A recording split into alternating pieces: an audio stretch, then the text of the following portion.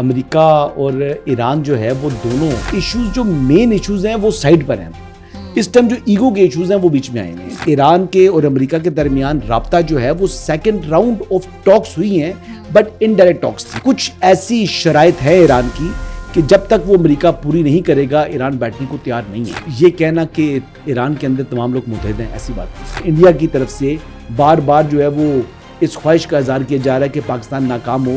Pakistan already कामयाब हो चुका है। अस्सलाम वालेकुम व्यूअर्स, आप देख रहे हैं आज़ाद सियासत। मैं हूं नौशीन तारिक। व्यूअर्स, मुज़ाकरात का अगला दौर तो नहीं हो सका, लेकिन इस्लामाबाद में अलबत्ता रास्ते खुल गए हैं। लेकिन इलाकाई जो डेवलपमेंट है इस वक्त, जो जंग की सिचुएशन में डेवलपमेंट है वो बदस्तूर जो है वो जारी है, और पाकिस्तान जो है वो अपनी मीडिएशन की कोशिशें भी जारी रखे हुए है। इस ज़मीन में क्या डेवलपमेंट है, क्या इनसाइट्स है, उस पर बात करेंगे। और मेरे साथ मौजूद होंगे सीनियर सहाफ़ी तज्ज़िया का हसन अय्यूब खान साहब। अस्सलाम वालेकुम। वालेकुम अस्सलाम। कैसे हैं आप जनाब? फर्स्ट क्लास, अल्लाह करे। सबसे पहले तो मुझे कहा गया कि आपसे यही पूछूं कि भाई मुज़ाकरात क्यों नहीं हो रहे। आपने तो प्रेडिक्ट कर दिया था ट्यूसडे को मुज़ाकरात, ट्यूसडे वेडनेसडे का कहा था। हाँ, गलत साबित हो गया वो ना। आपने ट्रम्प की लाइन ले ली। ट्रम्प साहब ने बाद में कहा था, मैंने ट्रम्प साहब से पहले कहा था। अच्छा। हाँ, उन्होंने बेसिकली कंफर्मेशन दे दी थी डेट की, ट्यूसडे की।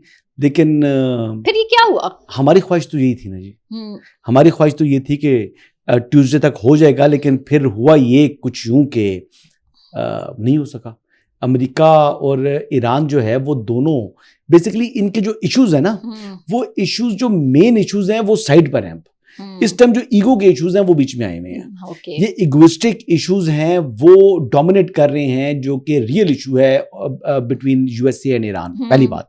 दूसरी बात ये है कि आप इसमें पॉजिटिव डेवलपमेंट देखें कि प्रेसिडेंट ट्रंप के ऊपर जो व्हाइट हाउस कॉरेस्पोंडेंट डिनर के ऊपर जो हमला हुआ, एक फायरिंग का इंसिडेंट हुआ, तो उनसे पूछा गया तो उन्होंने कहा जी ईरान इन्वॉल्व नहीं है। नहीं, हाँ, वो तो खैर देखें, जो वो कह सकते थे, प्रेसिडेंट ट्रंप ये बात कर सकते थे, और इस बात के बाद हालात जो है वो पूरी दुनिया ने ईरान को मॉन्स्टर कहना शुरू कर देना था, पूरी दुनिया ने ईरान के खिलाफ गुफ्तगू शुरू कर देनी थी।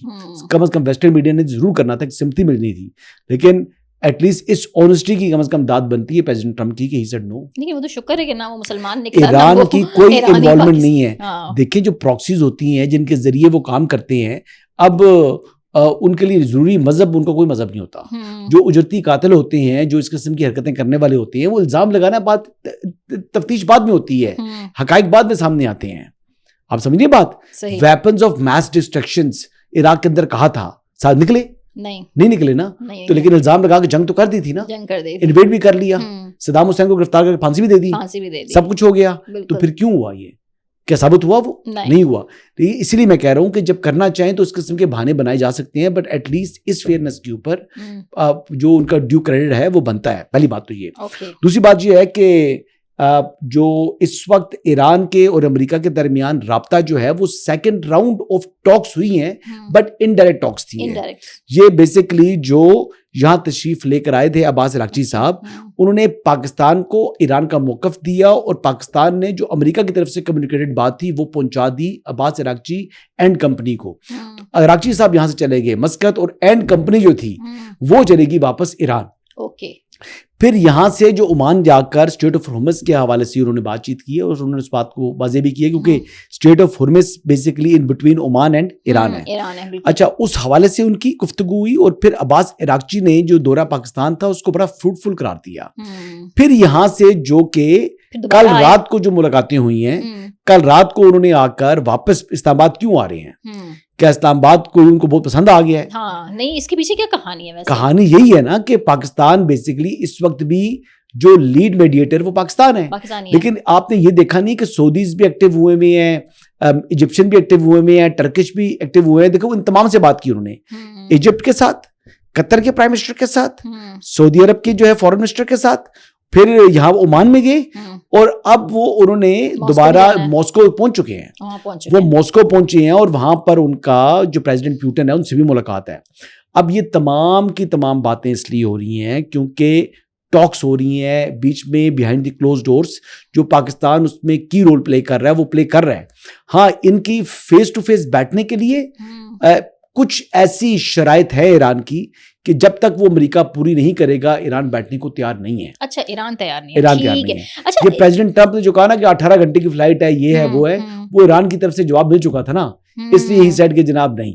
अच्छा, ईरान भी मुज़ाकरात चाहता है। अब ईरान ने अपनी प्री कंडीशंस बता दी हैं। हाँ, नहीं जो उन्होंने फार्मूला दिया शराइत का, उन्होंने जो अपनी कंडीशंस बताई हैं, अब वो कह रहे हैं कि अब इन्हिसार अमेरिका के ऊपर है कि वो डिप्लोमेसी के ऊपर कितना सिंसियर है। अब दुनिया ने देखनी है अमेरिका की सिंसियरिटी। ओके अच्छा हसन, ये जो नया उन्होंने फार्मूला अपना पेश किया कि पहले मरहले में जो है वो नाकाबंदी ख़त्म की जाए स्टेट ऑफ होमस की, और जौहरी मामलात को अगले मरहले तक मौखर किया जाए, आपको क्या लगता है ये जो नई शराइतें, ये नया फार्मूला है, ये ट्रम्प साहब के लिए एक्सेप्टेबल होगा? क्योंकि ट्रम्प साहब कह रहे हैं कि जी उनकी तरफ से जो है वो राब्ता तो किया गया है, जो पोजीशन ली हुई है अमेरिकी सदर ट्रम्प ने, वो कहते हैं कि जब तक ये मुकम्मल एग्रीमेंट नहीं होता तब तक हम बहरी नाकाबंदी नहीं खत्म करेंगे, नेवल ब्लॉकेड को हम खत्म नहीं करेंगे। लेकिन आज ही प्रेसिडेंट ट्रम्प ने नेशनल सिक्योरिटी की मीटिंग कॉल की हुई है, फॉर इन्फॉर्मेशन आपके लिए ये बात नहीं, हाँ नेशनल सिक्योरिटी की मीटिंग कॉल की हुई है। अब ये नेशनल सिक्योरिटी की जो मीटिंग होगी उसके अंदर इसी मामले को जो है वो देखा जाएगा कि ये डिमांड्स आई हैं ईरान की तरफ से, अब हम जनाब इसके ऊपर क्या फैसला करें। अब प्रॉब्लम ये आ जाता है कि जो डोमेस्टिक ऑडियंस को राजी रखना है, अपनी कौम का मोराल को हाई रखना है, ये दोनों ममालिक के लिए जो पायदार जंगबंदी है या मुस्तकिल जंगबंदी है, उसकी रास्ते में सबसे बड़ी रुकावट जो है उनकी डोमेस्टिक कंजम्पशन है। दोनों ममालिक की। अच्छा हसन, आपको नहीं लगता ये जो कल वहाँ उनके डिनर में जो है वो हमला हुआ, और उसके बाद जो अभी डेवलपमेंट आई हैं, वो कैलिफोर्निया का बंदा था, 31 साल और टीचर था, और बल्कि बेस्ट टीचर का अवार्ड भी उसने लिया हुआ था, तो अब ये पोलराइजेशन ट्रम्प के अगेंस्ट बहुत ज़्यादा हो गई है, हेटेड बहुत बढ़ गया है, ये भी एक एलिमेंट होगा प्रेशर का कि अब इस जंग का जल्दी खात्मा हो जाए?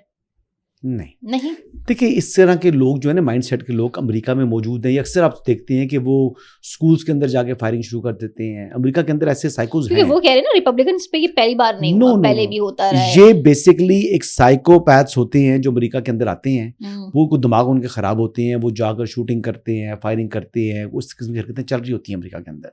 ये कोई नई बात नहीं है। ट्रम्प के ऊपर भी हमला नया नहीं है। ट्रम्प के ऊपर हमला तो अलग की बात है ना, मैं खाली कह रहा हूँ कि ये कोई नया इंसिडेंट नहीं है। इस तरह के इंसिडेंट्स माजी के अंदर भी अमेरिका के अंदर होते चले आ रहे हैं, और अमेरिका के अंदर गन खरीदने के लिए you do not need licence. आप 18 साल से ऊपर हैं या 21 साल से ऊपर हैं, आप जाएं, जाकर अपना आईडी देते हैं और आपको वो गन दे देते हैं, तो इसमें कोई इशू नहीं है, वो लाइसेंस रखना नहीं पड़ता, अनलाइक अदर कंट्रीज। लेकिन अब डेमोक्रेट्स और जो डेमोक्रेट्स तो कहते हैं असला होना नहीं चाहिए, हाँ, ना उनके दरमियान नफरत जो बढ़ती दिख रही है। डेमोक्रेट्स कहते हैं जी असला वगैरह नहीं होना चाहिए। डेमोक्रेट्स तो वो कहते हैं जी LGBT भी ठीक है, वो ये ट्रम्प वगैरह कहते हैं नहीं है। बेसिकली वो कहता है काले के वो उतना ही राइट है। डेमोक्रेट्स कहते हैं, ये कहते हैं व्हाइट सुप्रीमेसी होनी चाहिए। मतलब इस किस्म की बात है। वो गे मैरिजेस के हक में है, लेस्बियन मैरिजेस के हक में है, ये जो है वो उसके मुखालिफ हैं। तो ये बड़ा फर्क है ना, मिजाज में बड़ा फर्क है, सोच में बड़ा फर्क है। ये जरा समझ लें कि जो डेमोक्रेट्स हैं वो मॉडर्न लोग हैं, ये लोग जरा कन्वेंशनल हैं, ये रैंचर्स हैं, इसमें कहीं बीच में आपको टैक्सेस के जिस तरह होते हैं, इस तरह के लोग हैं, ये वो माइंडसेट है। अच्छा, पाकिस्तान में जिस वक्त तज्जिया हो रहे हैं कि अब अगर टॉक्स होंगे तो फोन कॉल पर ही कुछ होगा, ऐसा है या वाकई अब कुछ कंक्लूड होता है तो कहीं ना कहीं ये सेटिंग भी होगी? देखिए, हमें तो पायदार अमन चाहिए, हमें तो मुस्तकिल जंगबंदी चाहिए, हमें तो दुनिया को वापस मामूल पर जो है वो आ जाए, हमारी ये ख्वाहिश है। हमारी यकीनी तौर पर खुशी होती है अगर पाकिस्तान से, इस्लामाबाद से दुनिया में अमन का पैगाम जाता और एक हिस्ट्री के अंदर जो है एक नया जो है वो बाब जो है वो लिखा जाता। लेकिन अगर ना भी हो तब भी हमारी जो एफर्ट्स हैं वो सिंसियर हैं, हमारी एफर्ट्स जो हैं विदाउट एनी ग्रीड हैं, हमारी एफर्ट्स जो हैं वो स्ट्रेट हैं। हम बेसिकली ईरान के खैर ख्वाह हैं, हम अमेरिका के खैर ख्वाह हैं, हम दुनिया के खैर ख्वाह हैं। हमारा पर्सनल कोई ना एजेंडा है ना ऑब्जेक्टिव है, हम स्पॉइलर नहीं है। हम बेसिकली चाहते हैं कि किसी तरीके से जो ये तनाज़ा है ये once for all long term peace के अंदर जो है वो तब्दील हो जाए। तो बीइंग अ मुस्लिम तो हमारी ये बेसिकली ईमान है कि ये फसाद तो फैलाएगा, लेकिन हमें ये है कि जो अमन की कोशिश करता है वही बेसिकली जो बुनियादी काम ये है कि हमारा मुसलमान बैसियत इंसान ह्यूमैनिटी के लिए भी हमें काम करना चाहिए। लाजमी नहीं है, नबी करीम सल्लल्लाहु अलैहि वसल्लम रहमतुल आलमीन है, रहमतुल मुस्लिमीन नहीं है, ठीक है। वो दुनिया के लिए, जहान के लिए रहमत बना के भेजा गया है। तो हमें तो वही सबक है और उसी के ऊपर हम जो है वो काम करना चाहिए हमें, हम तो उनके कदमों की खाक भी नहीं है, लेकिन बहरहाल मशरे रात हमारे लिए नबी करीम सल्लल्लाहु अलैहि वसल्लम की ज़ात ही है।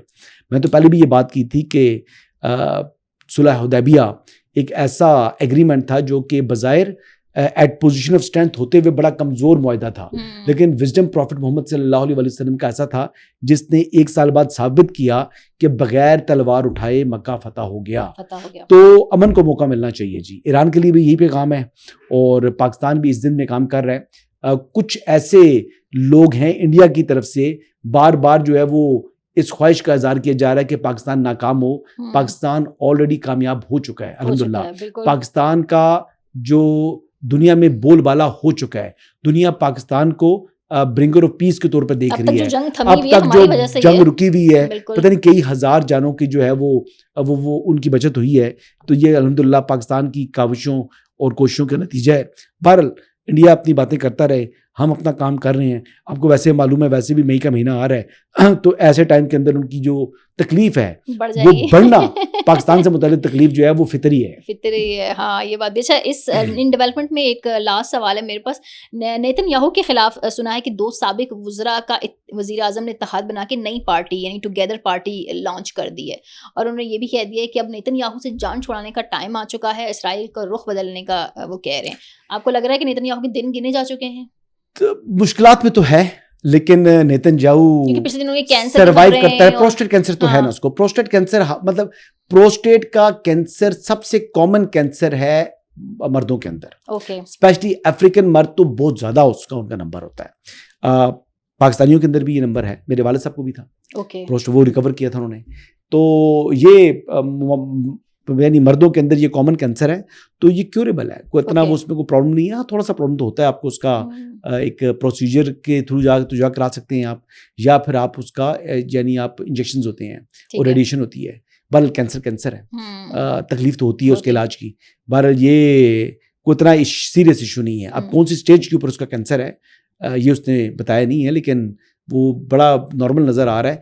सियासत उसकी कहाँ खड़ी है और वो क्या सिमत इख्तियार करेगी, इस हवाले से मैं प्रेडिक्ट करने से कासर हूँ, पहली बात। लेकिन एक बात याद रखिएगा, जो ज़ायनिस्ट हैं, ज़ायनिस्ट को और यहूदियों को हमें अलग लेना होगा।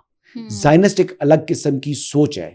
वो यहूदी मजहब को इस्तेमाल कर रहे हैं, लेकिन उनके अमाल अहले किताब वाले नहीं है। सही। Thank you very much.